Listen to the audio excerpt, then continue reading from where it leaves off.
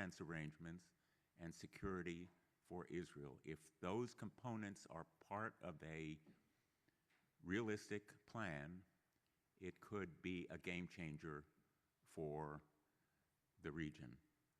And finally, let me just say, as always, for me, and I think for many in our delegation, the most powerfully moving part of our trip was our conversation with the hostages. Obviously, the accomplishments of the IDF and the Israeli intelligence community are simply awesome, particularly the destruction using cell phones and pagers in Lebanon, the progress made against Hezbollah and against Hamas should impress anyone with military or intelligence knowledge. But the hostage families, in their courage and strength, their determination and perseverance, are beyond words in the way that they affected me when I first came here a couple of weeks after October 6th.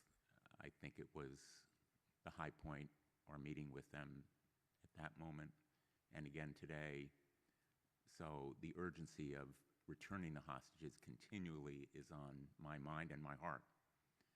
And I think they will be with me when I go back to the United States. Thank you. A little bit of housekeeping first. In less than 24 hours, our delegation has had meetings with the defense minister, the foreign minister, the Speaker of the Knesset, and the Prime Minister and his team. So first of all, our thanks to the Israeli government for making such a significant element of Israeli leadership available to us in a short time period. Second, this is actually a pretty cool delegation, as Senate delegations go anyway. Lindsey Graham has been working intensely hard to try to solve problems here in the Mideast, and I am very proud to be associated with him. Dick Blumenthal has been working with him very carefully, showing both bipartisanship and extraordinary diligence. They've both been here over and over and over again. Dick started coming to Israel when he was 11 years old. Joni Ernst has been the conscience of the Senate with respect to hostages and is extremely knowledgeable over here all the time. Her colleague Dan Sullivan couldn't be with us this evening because he has another speaking engagement, but he is also a very frequent traveler to this area, very strong on regional issues. Adam Schiff spent very important years as the head of the House Intelligence Committee and is deeply versed in the issues in this part of the world. And Andy Kim, as a former Foreign Service officer, really knows how diplomacy is done. So it's been a great honor for me to be with everyone, and that's kind of the background for the delegation. The one point that I will make is that one of the purposes we have had in coming here has been to, on the one hand, make sure that Israel is able to zero out its continuing risk of Hamas attack out of Gaza, but in doing so, not irreparably disrupt the really important ongoing peace framework that has been developed among Israel's neighbors. Deconflicting those two imperatives is going to be the key to the region's success, and we've been here trying to encourage that. And with that, let me turn it over to Senator Ernst. Number one, you will be invited back. That was good. Thank you. And I will also share my thanks for the Israeli government for making these meetings happen today. But first and foremost, I want to say thank you to the hostage families that joined us this afternoon and again shared their concerns, their feelings of loss and sacrifice for those that are still being held, those that are now deceased, is quite palpable. We feel it to our very core. The urgency they asked us to communicate, it is necessary that we bring our hostages home today, so as soon as possible. So the past several years, I've traveled extensively here in the Middle East, and since October 7th, I have been in the country now 5 times, working on hostage issues, other issues when it comes to the peace treaty and strengthening our Abraham Accords. What I have heard from many leaders, not just here in Israel, but with Arab nations, is a question they will ask me: where is American leadership? Well, make no doubt about it, folks, that in the last several weeks we have seen American leadership. It is present once again. So first again, hostages must come home now. Now. And this threat is not just against Hamas, but it's their backers, Iran. There is a common thread through the Middle East. Those that see Iran as an enemy, which would be not only Israel, but also our Arab partners and allies. Iran, listen very clearly. We will put maximum pressure on you, and we will work with our Israeli partners to make sure you do not succeed economically, militarily, politically in this region. So we will continue to be the absolute partner to Israel and our friends and partners here in the region. Absolute. There is no daylight between Israel and the United States of America. Bring our hostages home now, and Iran, Hamas, we are coming for you.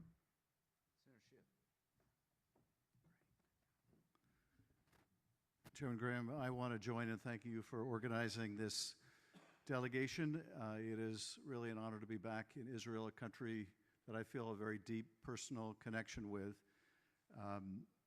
It was very, very moving, as Senator Ernst was saying, for us to meet with families of the hostages, to hear the 500 days of hell that they have been through. None of us can imagine what that is like. And being here again, one feels the collective sense of trauma that the nation has been through and continues to be going through. And I just want to underscore what my colleagues have said, that you are not alone. The United States stands shoulder to shoulder with Israel. We have been so devastated not only by the magnitude of the horror that was inflicted on Israel 500 days ago, but also by the incredible wave of anti-Semitism it unleashed around the world, all too much of which we have experienced in the United States as well. A surge of anti-Semitism, which I know must contribute to a sense in Israel of being alone, but we want to underscore that you are not alone. You have a very powerful friend and ally standing with you, and that is the United States of America. Hamas can never be allowed to pose a military threat to Israel again. Hamas cannot be allowed to govern or pose any kind of authority in Gaza or anywhere else again. That is a non-starter. I do think it is important to think about where Israel wants this to end up. It is hard to know how to prosecute a war without knowing for sure where you want the end to be. And although I know this is an unpopular idea in Israel, I believe that ultimately the way to a lasting peace will require 2 states. What the attributes of a Palestinian state will have to be the subject of negotiation.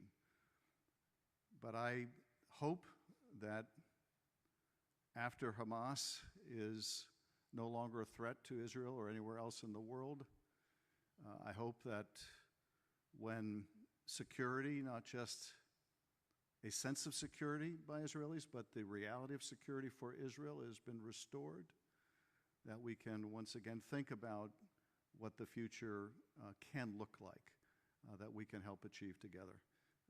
And once again, just a great honor and privilege to be here in Israel. Thank you.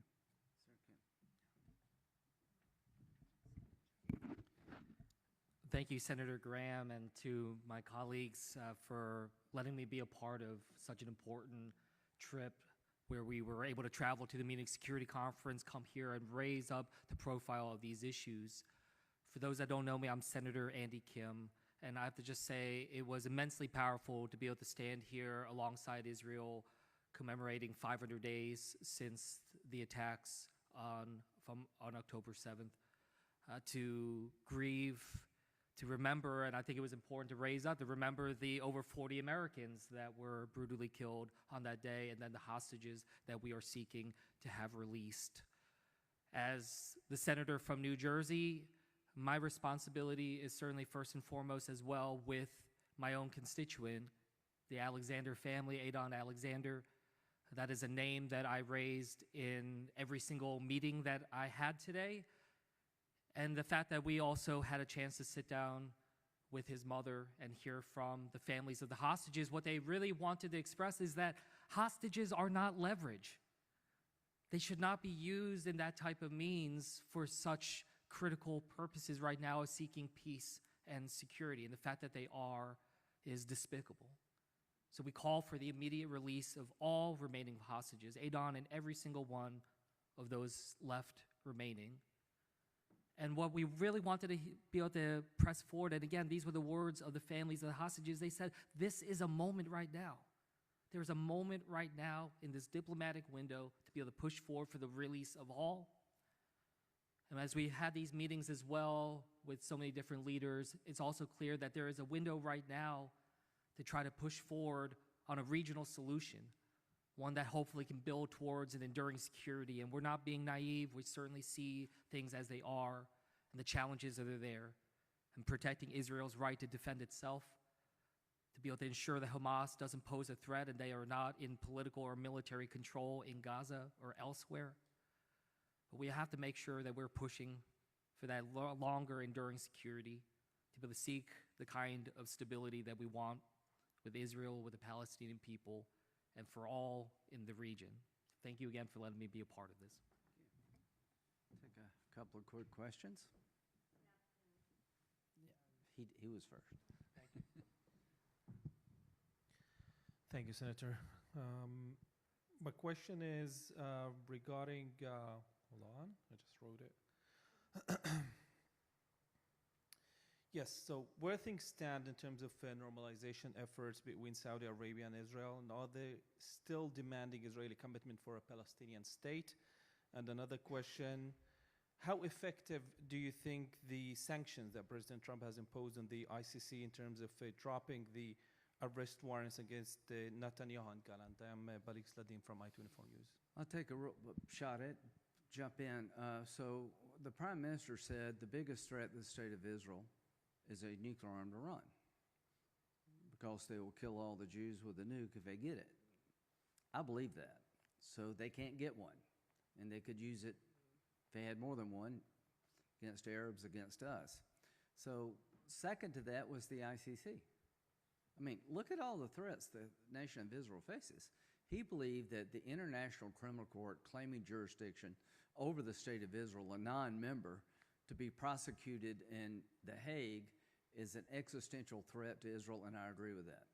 The hope is that our Democrat and Republican colleagues can take another shot at legislation to sanction the ICC. I think there's a breakthrough to be had where we could get 80 votes, and we're going to go back to the drawing board. The second thing that's important is any state that tries to implement the arrest warrant, any nation state, I believe should be sanctioned heavily by the United States. Why? To deter. We're next.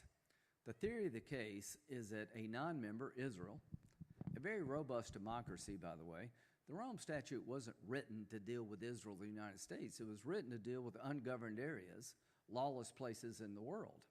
So the theory they're espousing is that they have jurisdiction over every country anywhere in the world, and if they receive a complaint they think is legitimate, they can come after a democratically elected government with a robust rule of law that's not a member. What prevents the ICC from coming after the President of the United States? the Secretary of Defense, a member of the Senate. Nothing. So my goal is to crush the concept that the ICC has unlimited jurisdiction to go anywhere they want to go and prosecute anybody they want to prosecute. Israel cannot survive with its political leadership unable to travel, its soldiers threaten to go to jail for defending the state of Israel, and we're next. So where are we with normalization? October 7th was designed to stop normalization. Senator Ernst met with MBS on October the 6th, and he was very enthusiastic about the impending breakthrough. I've come here more times than I can count. I practically moved to Saudi Arabia. The deal was there. It was a matter of days, not months or weeks, in October of 2023 that we were going to announce the biggest deal in 1,000 years. A treaty for Saudi Arabia, passed by the United States Senate, recognition of Israel with an end game for the Palestinians that Israel could live with and the Arabs would accept. October the 7th was designed to stop that. Iran's worst nightmare above all others is for the Arabs and the Israelis to reconcile and solve the Palestinian problem in perpetuity. That scares the hell out of them, and October 7th was designed to stop that. Let me tell you where I think we're at. We're ways away. The attack on Israel, the second largest attack on the Jewish people in the history of the Jewish people since the Holocaust, has been traumatic. The desire to reconcile or live with the Palestinians in any way, shape, or form is a pretty hard sell right now. In the Arab world, Israel's won the war on the ground, but they've lost it on television. You go anywhere in the Arab world, and all they see is morning, noon, and night attacks on the Palestinian people. My promise to the people of Israel and to this region is not to give up. I am very optimistic we will break through, and let me tell you why. There's no other solution. You can destroy Hamas, and we will, but they will come back unless Palestinians have something to live for and Israel has security to make sure there's no other October 7th. As to Iran, you will never know peace in this region as long as the Ayatollah and his henchmen have the capability to terrorize the region. So the number one goal for me, above all else, is to neutralize the Iranian nuclear program, to take that threat off the table so we can talk to each other in this region and solve problems for the benefit of the world. As to normalization, I think it's just a matter of time, because what the Arabs want and what Israel wants and what the world wants is to come together in an economic partnership to move forward toward the light, away from the darkness. Let me, I think part of your question was sanctions. Let me just say about sanctions, maximum pressure works. The Prime Minister emphasized to us how important strengthening and enforcing the sanctions are to deterring and weakening Iran. The United States can send a message to Iran. The President said that if there wasn't a release of hostages, there would be hell to pay. Now, Iran ought to be the one to pay hell, because ultimately they are responsible for what Hamas does, as well as Hezbollah and the Houthis. They are the head of the snake. And the common recognition of that fact is an encouraging part of what I see happening, because the Arab plan to be submitted to the President will reflect that common understanding. But maximum pressure through sanctions, which Senator Ernst and I have worked on, I'm hoping we can move forward on, and I hope the administration will do it as well, because the President's the one who said there would be hell to pay.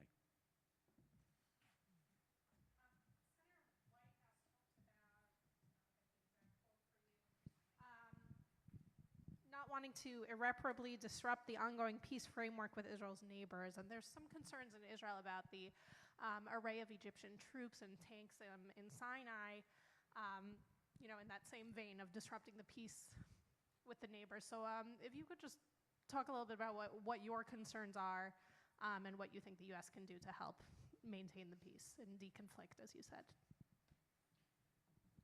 My concerns are exactly the ones that Senator Graham just expressed.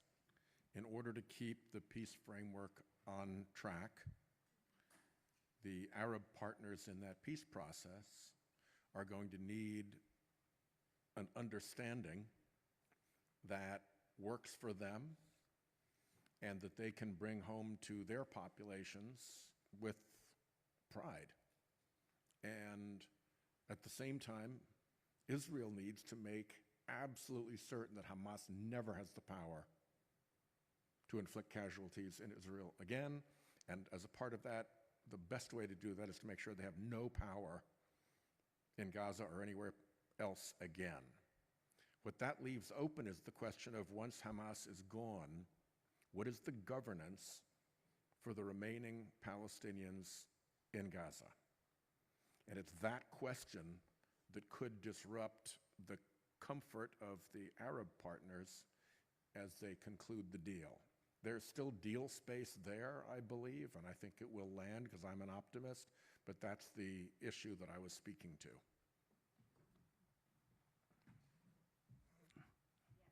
Yeah, we'll get you a couple more. It's Joni from Newsmax. Senator Graham, you talked about, in order, the need to deal with Iran, destroy Hamas, and then focus on Gaza. With all the attention being on President Trump's day after plan for Gaza, do you feel that the world's eyes somewhat have strayed away from Iran? The one thing, that's a really good question. She can't say hello without mentioning Iran. The overarching theme of all our meetings, Iran. Iran with a nuke is a nightmare for the Jewish state. It's a nightmare for the world because Arabs will want a nuclear weapon of their own and you'll have a nuclear arms race. Everything's important. But if you ask me, people ask me, what keeps you up at night? Traveling a lot, time changes, but Iran with a nuke, because they'll use it. You know, I think Rocket Man's kind of a thug. You got China, you got Russia. This man and his regime are hell-bent on three things: purifying Islam in their own image, the Sunni Arabs, destroying the Jewish state, and driving every Westerner out of the Mideast. So every decision I make as a senator in this region is to make sure their nuclear ambitions are never met. Now we're at a crossroads. Time is not on our side. They're accelerating, in my view, their desire to acquire nuclear capability because their proxies have been very seriously hurt. What to do and when to do it. If you want to negotiate, you better put Iran on a clock or it will never end. If you want to negotiate, you need to have an outcome that will secure the goal of making sure they never have a nuke. That's the Libyan model. I think the chance of successfully negotiating Iran out of their nuclear ambitions is about like me being in the NBA. It's possible, but I don't think it's going to happen. So, I am urging the Trump administration, if you try negotiations, put them on the clock and make sure you tell them up front what an acceptable outcome would look like. If that doesn't work, if you want to do that, then you need to quickly pivot and give Israel the capability they're lacking, which is not much, to deliver a decisive blow to the Iran nuclear program. One Holocaust is enough. If you told me 80 years after the end of World War II, there would be a power on the planet after the extermination, the effort to exterminate every Jew in the world, that openly avows the destruction of the Jewish people, that the world would wonder what to do. The answer is simple: stop them. Stop them now.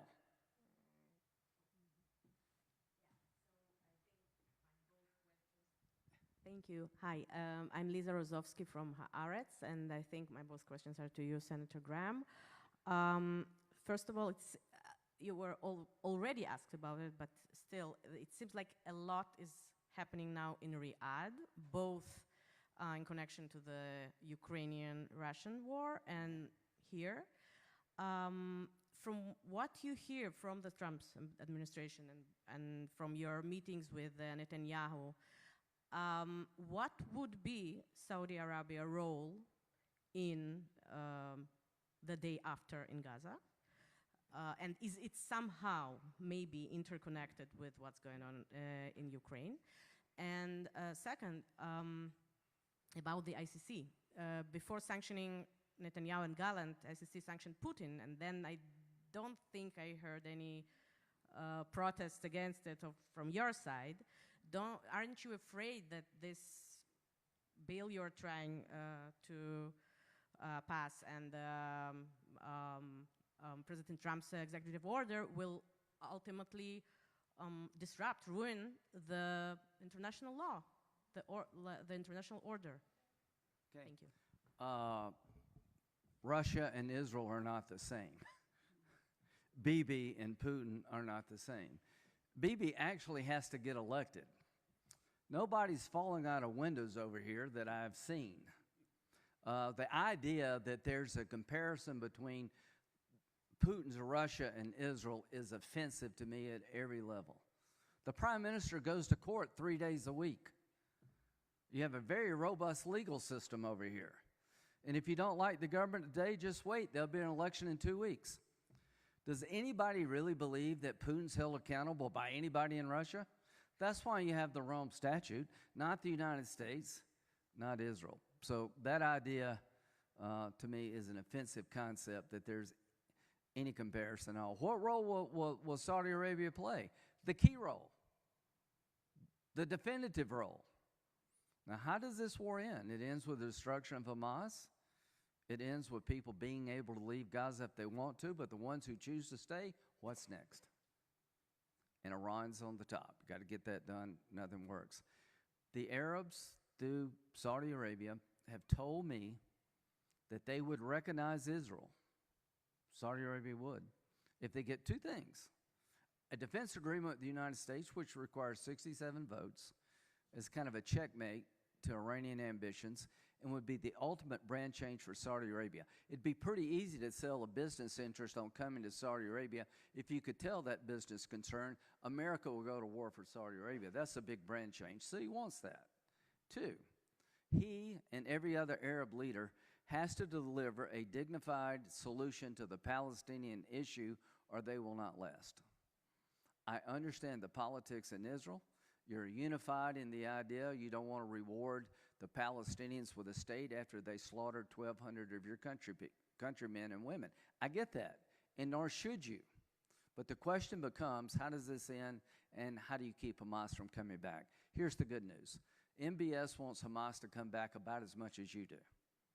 His 2030 vision is inconsistent with Hamas and the Ayatollah having a nuclear weapon. We have an alignment of interest for the first time since I've been coming here, where Arab leaderships at the UAE and Saudi Arabia have the same view of radical Islam as Israel does. We want no part of it.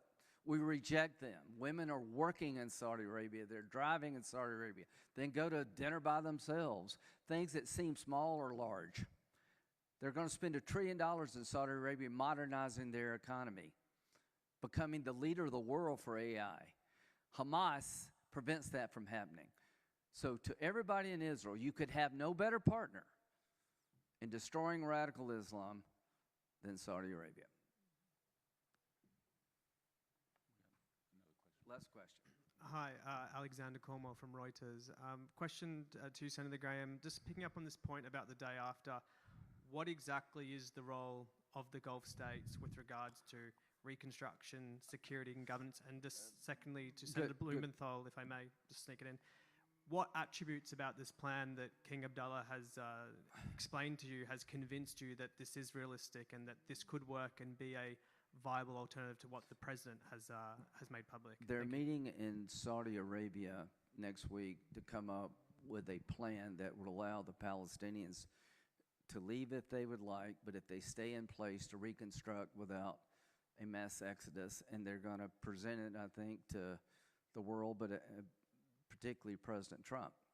The one thing that President Trump has done, he started a discussion that was long overdue. I think the Arabs have woken up, hey, we need to find a better alternative than what's been said.